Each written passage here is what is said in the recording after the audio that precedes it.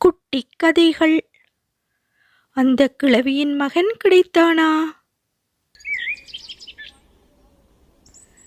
தேனூர் என்ற ஊரில் தேனாம்பாள் என்ற கிழவி ஒருத்தி வாழ்ந்து வந்தார். பசுமையான சோலையின் நடுவே உள்ள ஓர் அழகான சிறிய வீட்டில்தான் தேனாம்பாள் கிழவியின் வாழ்க்கை ஓடிக்கொண்டிருந்தது. தேனாம்பாள் கிழவி பிறந்தது, வளர்ந்தது, வாழ்ந்தது எல்லாமே அந்த குட்டி வீட்டில்தான். கணவரோடு தேனும் பாலுமாக ஆரம்பித்த தேனாம்பாளின் அழகான வாழ்க்கை 2 வருடங்களுக்கு மேல் நீடிக்கவில்லை. கையில் 1 வயது பையனோடு தனித்து வாழ பழகிக்கொண்டார் தேனாம்பாள். அப்போது ஊர் கோயில் திருவிழாவும் வந்தது. தேனாம்பாளும் கைக்குழந்தையோடு கோயில் திருவிழாவிற்கு புறப்பட்டார். அங்கே ஒரு மரத்தடியில் சிறிது நேரம் குழந்தையை உட்கார வைத்துவிட்டு கடையில் அவனுக்கு இனிப்பு வாங்குவதற்காக சென்றார் தேனாம்பாள். திரும்பி வந்து பார்த்தபோது அவருக்கு தலைமேல் இடி விழுந்ததை போன்றிருந்தது. அங்கே குழந்தையை காணவில்லை. தேனாம்பாளுக்கோ கையும் ஓடவில்லை, காலும் ஓடவில்லை. அவர் என்ன செய்வதென்று தெரியாது கோயிலை சுற்றி எல்லா இடமும் பையனை தேடி அலைந்தார். குழந்தை கிடைக்கவே இல்லை. அவர் ஏக்கத்தோடு வீட்டுக்கு திரும்பினார். அன்றிலிருந்து தினமும் தேனாம்பாள் அந்த கோயிலுக்கு வந்து தனது குழந்தையை தேடத் தொடங்கினார். குழந்தை எங்கு சென்றது என்பது யாருக்குமே புரியாத புதிராகவே இருந்தது. காலங்கள் உருண்டோடின. குழந்தை காணாமல் போய் 40 வருடங்களும் ஆகிவிட்டன. இப்போதுதான் தேனாம்பாள் கிழவியின் தேடல் இன்னும் அதிகமாகவே இருந்தது. அவரின் வீட்டு வாசலால் ஒரு தபால்காரன் தினமும் கடிதங்களை கொண்டு செல்லுவான். தேனாம்பாள் கிழவி தினமும் அவனிடம் ஓடிச் சென்று, தம்பி, எனது மகனை பார்த்தாயா? எனது மகனிடம் இருந்து ஏதாவது கடிதம் வந்திருக்கிறதா? கொஞ்சம் பார்த்து சொல்லப்பா என்று கேட்பார். தபால்காரனும், உனது மகனிடமிருந்து எந்த கடிதமும் வரவில்லை கிழவி என்று கூறிவிட்டு செல்லுவான். இவ்வாறு தொடர்ச்சியாக தினமும் தபால்காரனிடம் கிழவி கடிதம் கேட்பதும் அவன் இல்லை என்று சொல்வதுமாகவே காலம் ஓடிக்கொண்டிருந்தது.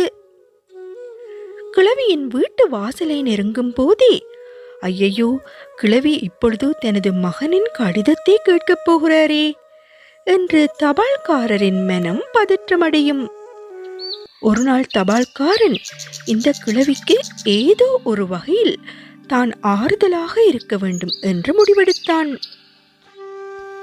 அன்றும் வழக்கம் போல கடிதங்களோடு வந்து கொண்டிருந்த தபால்காரனை கண்டதும் கிழவி அவனை வழிமறித்து, தம்பி, எனது மகனிடம் இருந்து ஏதாவது கடிதம் வந்ததா என்று கேட்டார். உடனே தபால்காரனும், ஆமாம் கிழவி, இன்று உன் மகனிடமிருந்து கடிதம் வந்துள்ளது என்று கூறினான். அதை கேட்ட கிழவிக்கு மகிழ்ச்சி தாங்க முடியவில்லை. அவர், தம்பி, முதலில் கடிதத்தை கொடு என்று கேட்டார். தபால்காரனும் கிழவியின் மகனை போன்று தானே எழுதி வைத்திருந்த கடிதத்தை கிழவியிடம் கொடுத்தான். அத்துடன் கடிதத்தை தானே படித்தும் காட்டினான்.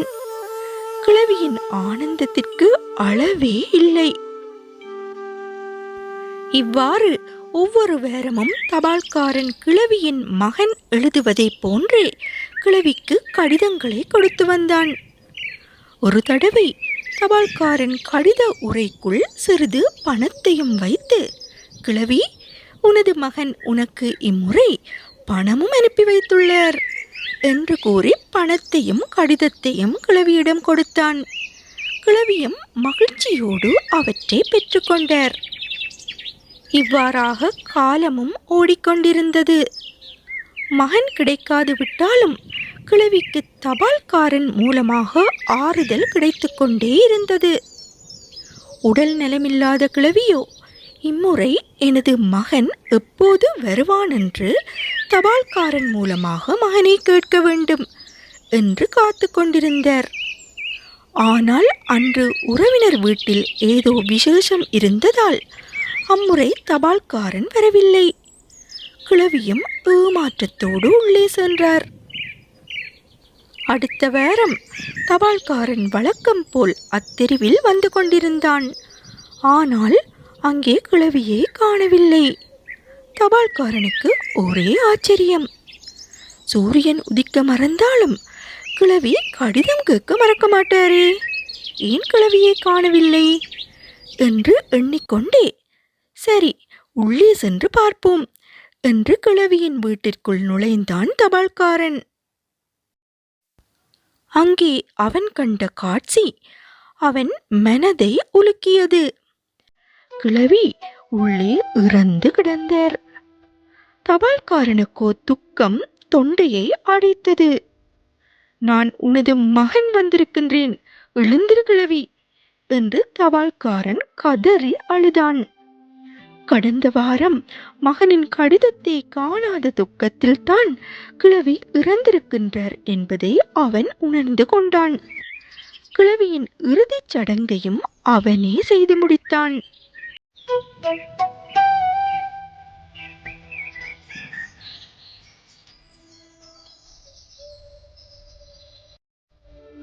குழந்தைகளே, இந்த குட்டி கதையிலிருந்து நீங்கள் என்ன புரிந்து கொள்கிறீர்கள்?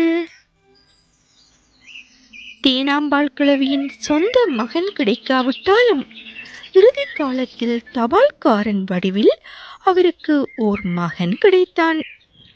உறவு என்பது பிறப்பினால் மட்டும் வருவது கிடையாது. நாம் பழகும் விதத்தினால் கிடைப்பதுதான் உண்மையான உறவு. கடவுள் நமது வாழ்விலும் ஒரு கதவை மூடினாலும் மறு கதவை நமக்காக திறந்து வைத்திருப்பார்.